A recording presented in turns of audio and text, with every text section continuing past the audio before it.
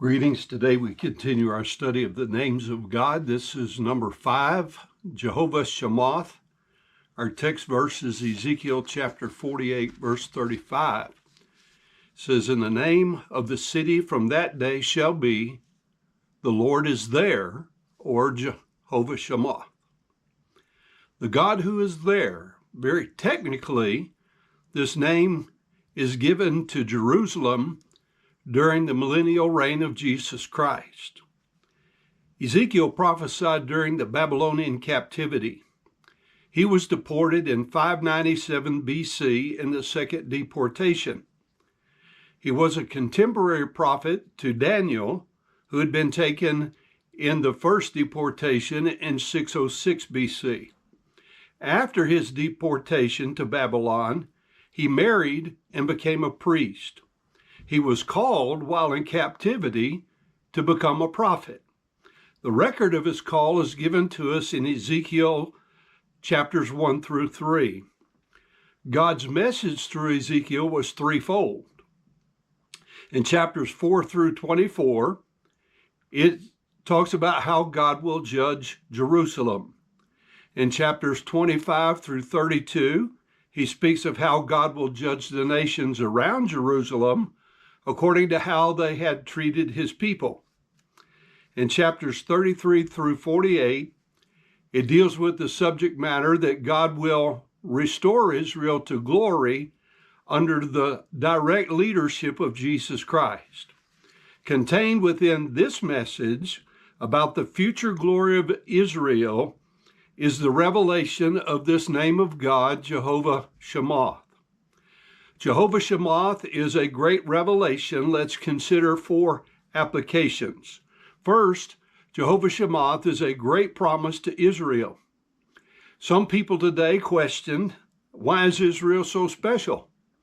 Well, the answer is because they're God's chosen people. God has promised to bless and prosper her. God created man for fellowship. In Genesis, God walked with man, but sin ruined that sweet fellowship. In Exodus, God dwelled with man by his Shekinah glory in the tabernacle. In the books of Kings, we find that God dwelled with man in the temple. But Israel sinned, and God cannot dwell where sin is, so God allowed his temple to be destroyed to emphasize this fact. God gave Ezekiel a vision of the progressive departure of his glory from his house, his city, and his people. Beginning in Ezekiel chapter 8, we read verses 1 through 4. "And it came to pass in the 6th year, in the 6th month, in the 5th day of the month, as I sat in mine house, and the elders of Judah sat before me, the hand of the Lord God fell there upon me. Then I beheld, and lo, a likeness as the appearance of fire. From the appearance of his loins even downward fire, and from his loins even upward as the appearance of brightness, as the color of amber.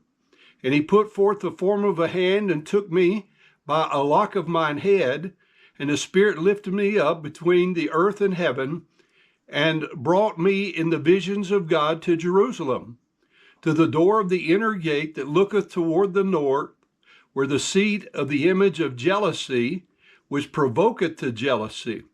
And behold, the glory of the God of Israel was there, according to the vision that I saw in the plain." In verse 4, it says the glory of the Lord was there in the city of Jerusalem. But in chapter 9, verse 3, we find that the glory moved. The glory of the God of Israel was gone up from the cherub, whereupon he was, to the threshold of the house.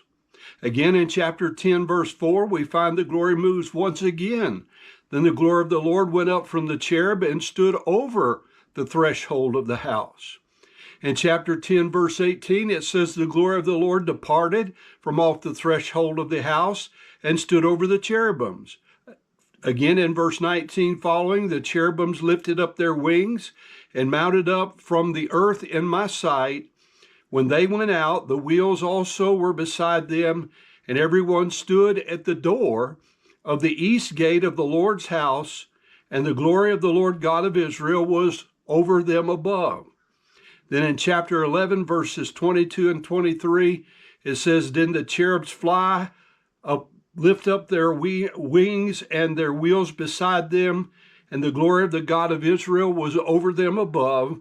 And the glory of the Lord went up from the midst of the city and stood up on the mountain, which is on the east side of the city.